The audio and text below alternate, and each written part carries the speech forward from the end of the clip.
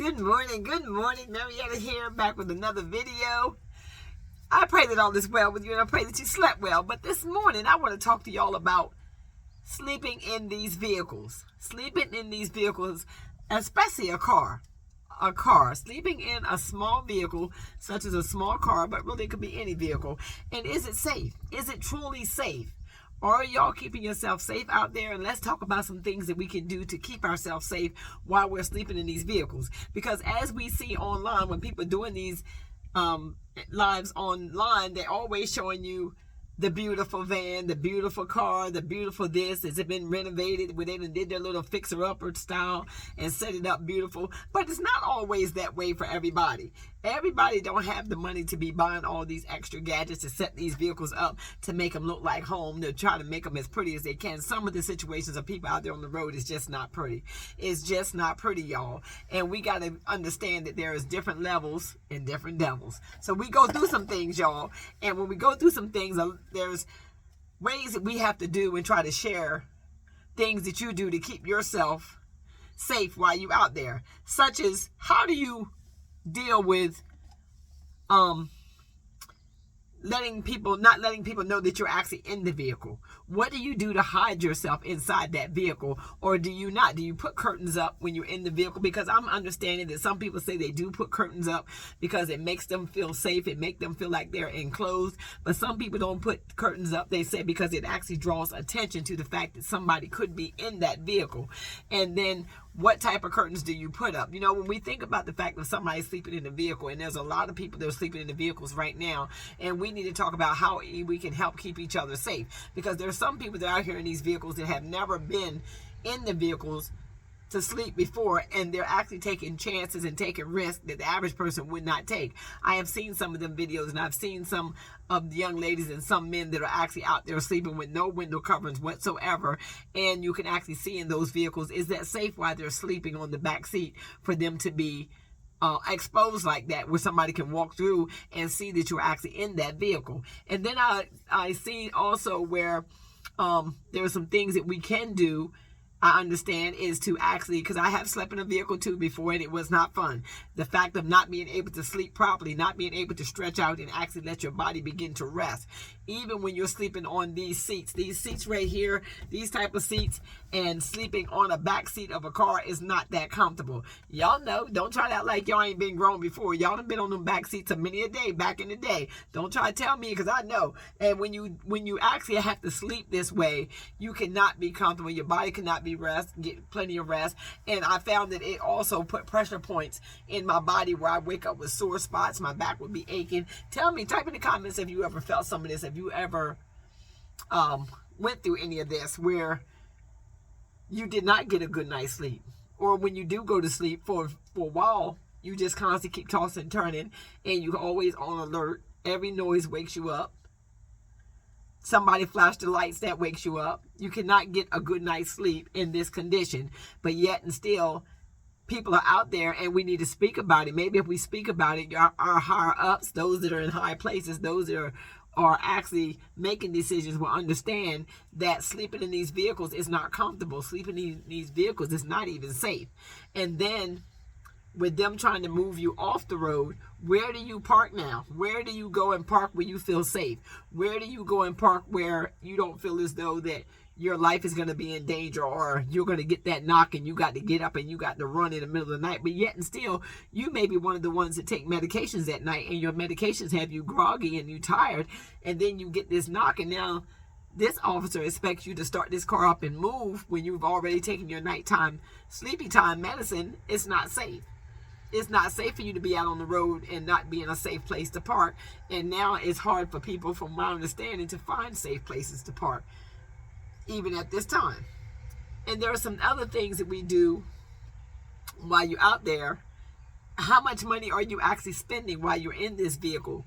And when I mean that, by that is as far as your gas, as far as you being able to eat, far as you to be able to bathe and take care of yourself and buy the bare necessities that you need to keep yourself clean, like soap, deodorant, things of that nature, the same things that you would buy if you were in a house that you needed. You might buy them in smaller quantities, but I'm sure that you need those same things out there, baby wipes and things of that nature. You need those things. And when you think about cooking, so now you got to make an area inside that vehicle where you keep your cooking utensils to a bare minimum, maybe one small camping pan and maybe a couple spoons, couple forks, and you could keep that in an egg crate in the back of your vehicle, and maybe one of the little burner stoves that you have for camping. Those burner stoves seem to do very well in situations like that, with the little canister gas that you hook up to it. These are some things that you can do while you're inside this vehicle to try to save money so that you're not out buying fast food all the time or trying to figure out where you're going to eat and how you're going to eat and whatnot. And then when it comes down to going to the bathroom, now let me tell y'all something. There's always ways for you to go to the bathroom if you got to do number one. But if you got to do number two, when it's midnight, late night, nothing's open, whatever, you need to have something inside that vehicle that you can use, whether it be a bag, whether it be a 3-gallon bucket, whether it be a 5-gallon bucket, something that you can use to go to the bathroom inside that vehicle, because you don't want to be jumping in and out of that vehicle late night, because I don't know about y'all, but some nights you got to pee. Some nights you may have to do number two, so you got to be able to prepare yourself for these situations as well. Even though you're in that tight space, you got to be able to prepare yourself. You got to prepare yourself to cook. You got to prepare yourself to wash up. You got to prepare yourself to be able to get up out of there if you need to get up out of there quickly. Keep your keys. Always know where your keys are when you lay down at night. When you lay down in that vehicle, make sure your keys are closed, so that way if you got to jump in that front seat and roll out, you are ready and prepared to roll out. Because see, if you're a hard sleeper, you may need time to wake up. So it might take you a minute to get yourself together. And that's another thing that bothers me about being out there on the road when people are taking their medications, and then it takes you a while to wake up, but yet and still they want you to move now. They want you to get out of there now. They're going to give you the time that you need to be able to even get yourself together. Stealth living is not for the weak. I don't care what nobody says. It's not for the weak. It's a lot better than being homeless and not having no vehicle on you over top of your head or nowhere to lay your head. But at least it still is a lot, and it comes with a lot. And then the people that you meet while you're out there, you really have to be careful while you're on the road that you don't allow other people to get inside your vehicle and to be able to abduct your vehicle and take you and your vehicle. So you really do have a lot of things, a lot of dangers that could come about. But my whole thing is stay out of danger zones. Stay out of danger zone. I really feel that, now this is my take on this, and y'all can type it in the comments what you feel. I really don't feel like living in your vehicle is any less dangerous than living in a house or anywhere else. Why? Because that car, if we worry about somebody taking our vehicle, they could take your vehicle while you're in the house. They could take your vehicle while you're in it. They could take your vehicle while you're out of it. You just got to do the things that you know to protect yourself. Make sure your door locks work. Make sure before you go to sleep, you lock your doors. Say your prayers and lock your doors. That's it. And then you just roll on down and lay on down and say your prayers and go on to sleep. Because I know for a fact that we serve a God that don't sleep nor slumber. So therefore, if he's awake, there's no need for you to be awake. It's time for you to get rest. No matter what that rest look like, you need to get as much rest as you possibly can. Because when you're out here and you're homeless and you're going through these situations, you need to be at your strongest. Because if that car put you down, you may have to walk. If that car put you down, you may have to spend some nights outdoors out of that vehicle until that vehicle get back up and running. And provided that you have enough money to keep it up and running. Try to eat as less as possible. Eat what your body needs, not just give it everything that it wants. Because you don't want to eat things that are actually going to make you sick. Yes, some foods will make you sick living in those conditions. Because see, your body temperature is changing. Your body temperature will be changing. It will be going through some things while you're out there in them streets that it don't go through while you're inside of the house. The temperature changing will be a lot different. The fact that you don't have them four walls blocking your body from the wind, the rain, and the storm will be a lot different. But being in a car and being able to be safe inside that vehicle, try to keep your tires as best they possibly can. Try to keep the maintenance up on that vehicle no matter what. This is why I said you may have to eat a lot less to make sure you pay attention to getting your oil changes and making sure that you keep your tires rotated. Make sure you keep the maintenance up on that vehicle and the payment on that vehicle if you got a payment, if it's paid for.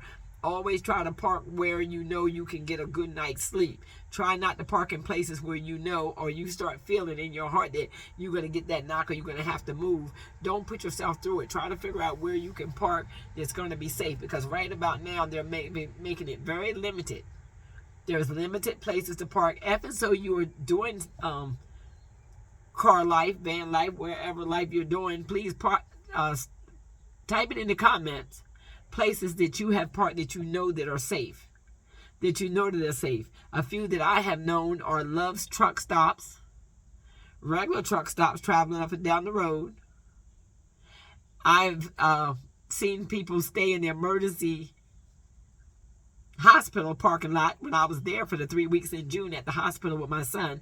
They stayed in. I've seen a couple of vehicles that I could tell that people were living in those vehicles, and that was in the emergency room parking lot, because their parking lot at the emergency room at the hospital always stayed crowded. It's always crowded late night, so that was easy for somebody to slide on in there and park and not know. They not know, because there's no security running around that parking lot, because I went in the building, came out the building, went in the building, sat in my car for about an hour or so, and with me sitting in my car for about that hour or so while I'm waiting for them to take care of my son, because they told me I had to go out for a little bit. I was able to go out for a little bit, so they brought an aide in, and while the aide was sitting there with my son, I was able to go out and get some fresh air. And while I was outside getting some fresh air, I actually witnessed 2 vehicles that were stealth parked there, and they stayed there all night. Because when I went out in the middle of the night, I was still awake, and I went out to go get my overnight bag. They were still parked there, and they were still sleeping. So there is places that you can park, that you can slide in, that you may get away with for a while, but I wouldn't try to do that all the time. And then from my understanding, you can go to the gym, Planet Fitness. Y'all, we need to type some places in the comments where you have stayed all night, and where you can suggest that people can stay all night that is not going to cause them to have to get that knock. They may still get that knock, but it's very rare that you would get that knock in certain situations. So these are situations that we need to talk about. These are the situations that we need to put out there, because a lot of people are being forced to their vehicles now as a place to live. As a place to live, due to the rising cost of rent, due to the inflation, due to the tariffs, due to everything that's going on. And I really believe more people are going to be out on these roads, and y'all be safe out there. More people are going to be out on these roads. They can be driving tired. They can be driving reckless. They can be driving all over the place because of the fact that they have not slept, and they're not. And I would really believe that I wish that people would allow them to park in safe places and let them sleep and let them rest, opposed to forcing them out on the road where innocent people could possibly get hurt because they have not rested in these vehicles, and they're tired. They're tired. The people are tired. So with that being said, let's talk about how we keep ourselves safe while homeless in a vehicle. How do we keep ourselves safe while homeless in a vehicle? And always keep your area clean around your vehicle. That's another thing. And try to keep your vehicle as clean as possible, because let me tell you, that means a lot. Because when people see cars that are all run down, broke down, looking a mess, those cars will get targeted. They will be checking the tags for those cars to see if they tag. They will be watching them cars to see if they're moving. You go into nice neighborhoods and you want to park and you want to slide in there, the only way you're going to be able to slide in there unknowingly is for you to have a vehicle that looks like the rest of them that are running around that area. But if you slide in there and you got an old raggedy truck and you got bags hanging off the side of it, and you got flags all over the place, and you got clothes showing all in the window, all in the door, things of that nature, truly they're going to call the police on you. They're going to get that vehicle up out of there, because they don't know what has invaded their neighborhood. And so you decide that that's how you want to live, you should also be looking for a park to place your vehicle in, because people are very picky. It's no different. It's no different in car life as it is in real life. You know what I'm saying? A lot of people do judge you by the way you look, and they judge you by the way you drive. Don't I know it? How do I know it? Ask me, do I know it? But then again, ask me now that I've been through it. Ask me, do I care? But they will judge you a lot by how you look, what you drive, the clothes you wear, how you carry yourself and conduct yourself. Do not be hanging out in areas where there's lots of people and you got trash all around your vehicle, and you out there using the bathroom on the side of the vehicle, right in public on the side of the road, and things of that nature. Don't do that. You will definitely bring attention to yourself, and you will get that knock, and you will get reported, and they will call the police on you. So you got to be as safe as you possibly can. And I was just trying to think, is there anything else that I wanted to add to this video? about the safety of living in your vehicle, the safety of being in your vehicle while being homeless. And the key to it all is to be respectful no matter where you go. Stay out of areas that you know are high crime areas. Stay out of those areas. If and so you accidentally make a wrong turn with your GPS, and I know sometimes GPS can take you down the wrong turn, and a lot of times when you're out there looking for a place to sleep, you sometimes don't know where you are, what area you're in. You've never been in that area before. Before you decide to park and close your eyes, make sure you scout. Make sure you scout that area out to make sure that you at least feel a little safe, that you're going to be okay. If and so you stop that vehicle there to go to sleep. And always start looking for your place early in the afternoon before you get tired. Don't wait until you beat down and you can't drive another minute and then you just stop anywhere. That is a very dangerous thing to do. Make sure you give yourself enough time to find your downtime spot and take your downtime properly. And that's my take on how you be safe in a car while being homeless. But if you have anything different that you want to add to this conversation, please feel free to type it in the comments. If and so you've not turned your notification bells on, please turn your notification bell on at this time. And if and so you have not subscribed to the channel, please consider subscribing to the channel. We would love to have you over here. We uplift, motivate, and inspire. And whatever situation we bring to the platform, we do like to hear your feedback about solutions to that situation. I love y'all. Y'all be blessed and enjoy the rest of y'all day.